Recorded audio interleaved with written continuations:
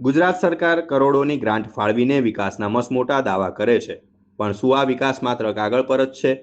આજે આપણે વાત કરવી છે બનાસકાંઠાના દાંતીવાડા તાલુકાના પાંસવાડ ગામની, જ્યાં પંચાયતની કચેરી આગળ જ ગંદકીના ઢગલા ખડકાયેલા છે અને સુવિધાઓના નામે માત્ર ભંગાર ઇમારતો ઊભી છે. સ્થાનિકોના આક્ષેપ મુજબ પાંસવાડ ગ્રામ પંચાયતનું શૌચાલય લાંબા સમયથી બંધ છે. હદ તો ત્યારે થાય છે જ્યારે પંચાયત કચેરીની ઠીક સામે જ ઉકરડાના ઢગલા જોવા મળે છે.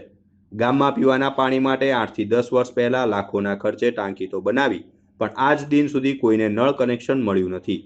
આજે આ ટાંકી જર્જરિત થઈને બાળકો અને રાહદારીઓ માટે જીવતું જોખમ બની ગઈ છે. જ્યારે આ બાબતે અમે પંચાયતના તલાટી નિકુલ રાઠોડનો સંપર્ક કર્યો, ત્યારે તેમણે જણાવ્યું કે ટાંકીની હાલત વિશે વાસ્મો વિભાગને જાણ કરાઈ છે અને નવી ટાંકીની કાર્યવાહી ચાલુ છે. શૌચાલય પણ નવું બનાવવાનું હોવાથી હાલ બંધ રખાયું છે. પરંતુ સવાલ એ છે કે આટલા વર્ષો સુધી તંત્ર કેમ ઘોર નિદ્રામાં હતું? 1500ની વસ્તી ધરાવતું આ ગામ આજે બસ સ્ટેન્ડ, પાણીની ટાંકી અને કોમ્યુનિટી હોલ જેવી પાયાની જરૂરિયાતો માટે પણ વલખા મારી રહ્યું છે.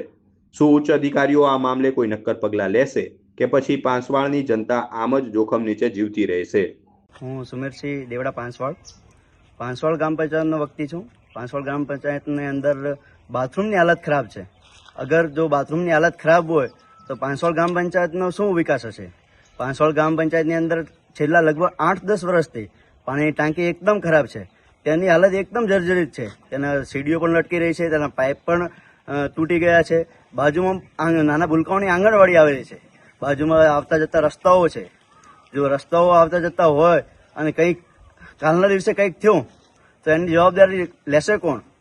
અને હું તાલુકા પંચાયત, જિલ્લા પંચાયત અને પાંસવાડ ગ્રુપ પંચાયતને પણ કહેવા માંગુ છું, તાત્કાલિક ધોરણે પગલાં લે. મારું નામ દેવડા લક્ષ્મણસિંહ. હું પાંસવાડ ગામનો નિવાસી છું.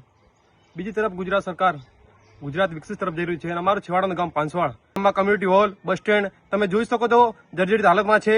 કોઈ વિકાસ નથી ગામમાં. તમે જોઈ શકો છો મારા પાછળ પાંસવાડ ગ્રામ પંચાયત આગળ ઉભો છું. ગામમાં સ્વચ્છતાનો ખૂબ અભાવ છે. ગામમાં ઉકેડા ઠેર ઠેર.